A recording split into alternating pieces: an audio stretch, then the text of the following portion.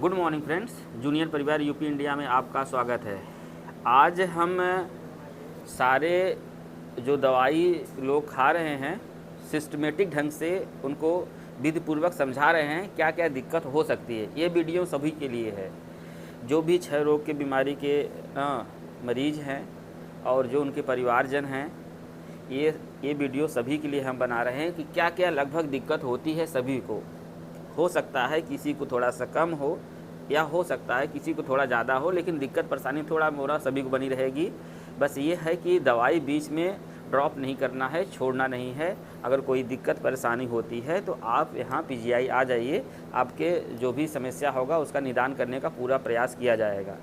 तो हम शुरू करते हैं कि क्या क्या संभावित दिक्कत हो सकती है। जो लोग कोर्स की दवाई कर रहे हों, चाहे 9 महीने का, चाहे 1.5 साल का, मतलब 18 महीने का या 20 महीने का या फिर 11 महीने का या फिर 6 महीने का। तो हम शुरू करते हैं ऊपर से, टॉप से। तो जो पहली दिक्कत कभी कभी कुछ पेशेंटों में ये देखा गया है कि हेयर फॉल की दिक्कत होती है, तब भी आकर आप मिल लीजिए, आपके एहतियात में उपचार दे दिया जाएगा। दूसरी दिक्कत ये होती है कि जो रंग होता है चेहरे का वो थोड़ा सांवला होने लगता है, वो दवाई के कारण होता है। साइक्लोसिन एक दवाई होती है, ठीक, उसके कारण होता है। क्लोफाजिमिन हो गया, उसके कारण होता है। तो दो दवाइयों के प्रभाव से थोड़ा सा हल्का सा रंग का, ये आपका हाथ दोनों का, फोरहेड एंड फेस और थोड़ा सा लोअर लेग पर कुछ दिक्कतें आती हैं, सांवलापन आ जाता है, वो ठीक हो जाएगा। उससे विशेष घबराने की कोई विशेष बात नहीं है। अगर ज़्यादा दिक्कत हो रही हो तो आप आ सकती हैं। तीसरी जो मेन दिक्कत होती है पेशेंट को उल्टी की। तो उल्टी जैसे दवाई अगर खा रहे हो, उनको उल्टी हो जा रही हो, तो करना क्या है कि दवाइयों का जो गैप है वो थोड़ा सा बढ़ा दे। जो दवाई का अंतराल अगर 10 मिनट में खिला रहे हो, 2 गोली 10 मिनट के अंतराल में खिला रहे हो, तो थोड़ा सा गैप बढ़ा देंगे तो उनको थोड़ा आसानी हो जाएगी। अगर तब भी नहीं सही हो रहे हो, उल्टी हो ही रही हो कंटिन्यू, तो आकर मिल लें। लेकिन हाँ, 1-2-4 बार उल्टी होती है कभी कभी हफ्ते में, तो ठीक है, कोई बात नहीं है। लेकिन अगर उल्टी बहुत ज़्यादा हो रही है, बहुत दिक्कत परेशानी हो रही है, शुरुआत में तो दिक्कत सबको होती है। हम बार बार बोलते हैं, जैसे ही कोई मरीज़ दवाई का शुरुआत करता है तो उसको जो दिक्कतें, जो मेन दिक्कत होती है, उल्टी हो गई, बेचैनी हो गया, घबराहट हो गया, उलझन हो गया, ये लगभग सबको होता है। नियरली लगभग न 95% मरीजों को होता है। लेकिन जैसे जैसे दवाई थोड़ा काम करना स्टार्ट कर देती है तो मरीज़ को धीरे धीरे राहत मिलने लगती है, वज़न भी बढ़ने लगता है, भूख भी लगने लगती है, सारी चीज़ें सही हो जाने लगती हैं। और फिर उसके बाद चेस्ट पे आ जाते हैं। तो चेस्ट में क्या है कि खांसी आती है, कभी कभी चेस्ट पेन होता है, बहुत ज़्यादा खांसी आती है तो उसमें थोड़ा ब्लड आ जाता है। तो इस कंडीशन में जो भी डॉक्टर या कंसल्टेंट उनको सुझाव देता है उसको माने और दवाई बंद न करें। अगर ज़्यादा दिक्कत हो रही हो तो आप यहाँ पीजीआई आकर हमको दिखा दें, पूरी आशा है कि कुछ न कुछ बेहतर किया जाएगा। उसके बाद पेट की बात कर चुके, चेस्ट की बात कर चुके।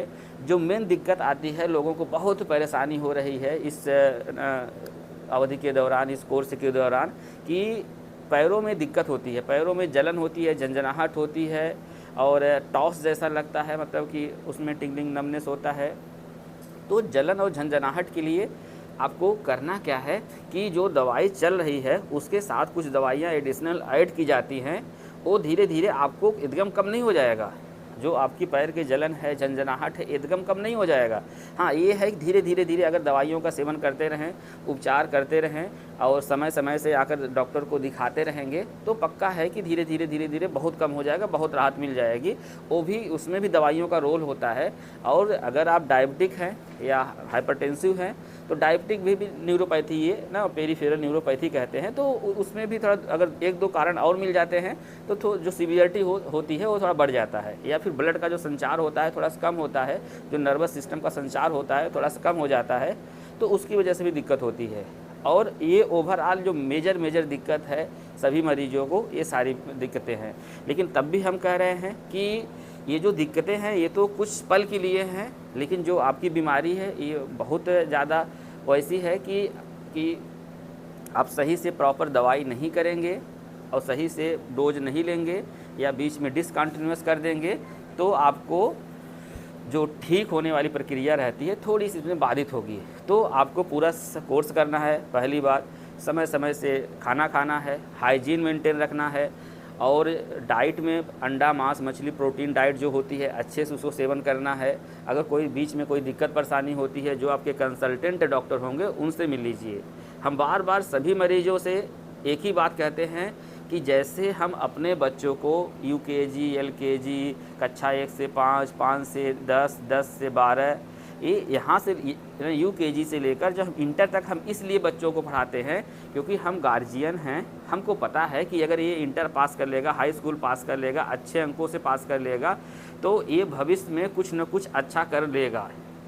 तो हम इतनी मेहनत, इतना पैसा, इतना इन्वेस्टमेंट, इतने अच्छे अच्छे कॉलेज स्कूल क्यों पढ़ाते हैं? क्योंकि हमको पता है कि आज न कल समय की मांग जो है वो एक पढ़े लिखे के लोगों की है, समाज में या फिर सोसाइटी में या फिर चाहे किसी एजुकेशन फील्ड में या बिजनेस में। तो एक समझदारी डेवलप हो जाएगी, पहली बात। दूसरी बात कि अगर पढ़ाई हम लोग इसीलिए कराते हैं कि कल को ये एक बेहतर इंसान बन पाए। हमको पता है कि अगर इतना कर लेगा तो ये फेल नहीं होगा। ऐसे ही हमारी ये बीमारी का वो है। अगर आप पूरा कोर्स अच्छे से कर लेते हैं, जैसे उसमें अच्छे से कक्षा 1 से लेकर 12 तक अगर कोई अच्छे से पढ़ाई कर ले और खाना पीना का आप अच्छे से ध्यान दे देते हैं, जैसे उसका होमवर्क है, एग्ज़ाम है, ये सब है, टेस्ट है, अगर दे रहा है बच्चा। तीसरा ये है कि स्वास्थ्य देखिए सही रहेगा आपका ना, तो आपको सब कुछ अच्छा लगेगा। पहली बात देखिए, जितना ध्यान देना हो, सर्वप्रथम अगर किसी को ध्यान देना है स्वास्थ्य पर ध्यान देना है। और हमारा भारत देश हमेशा ही विषम परिस्थितियों में अपने आप को मजबूत करने के लिए ना क्या हुआ है, तैयार रहा है। और जितने इतिहास हैं आप उठा कर देखेंगे तो हम लोग लड़ने के लिए तैयार रहते हैं। विषम परिस्थितियों को झेलने की क्षमता है। हम लोग सब शुद्ध देसी वाले गांव वाले इंसान हैं, तो हम लोग के अंदर वैसे ही भी इतनी प्रतिरोधक क्षमता होती है कि हम लोग किसी भी बीमारी से अच्छे से लड़ सकते हैं। हो सकता है भगवान आपकी परीक्षा ले रहा हो, ऊपर वाला आपकी परीक्षा ले रहा हो कि जब इतनी छोटी सी दिक्कत, उल्टी है, बेचैनी है, घबराहट है, अगर ये झेल नहीं पा रहे हैं तो अगर कोई बड़ी मुसीबत आए कैसे आप झेल पाएंगे? तो अपने आप को सारे मरीजों एवं गार्जियन से हमारा बहुत विनम्र भाव से निवेदन है और कि मजबूत करें। अगर आप मजबूत रहेंगे तो ये सब छोटी मोटी दिक्कत है धीरे धीरे ठीक हो जाएगी।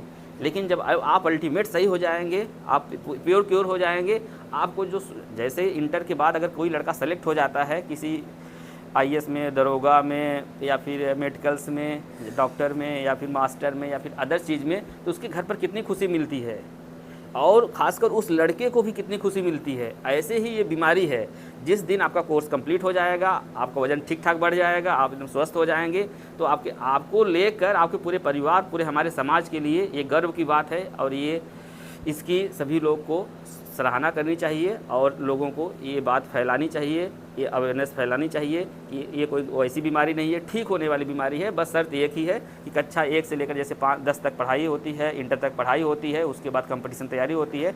ऐसे अगर कोर्स पूरा कर लेंगे तो हमारी पूरी उम्मीद है, पूरा विश्वास है कि आप एकदम स्वस्थ हो जाएंगे। जय हिंद, जय भारत।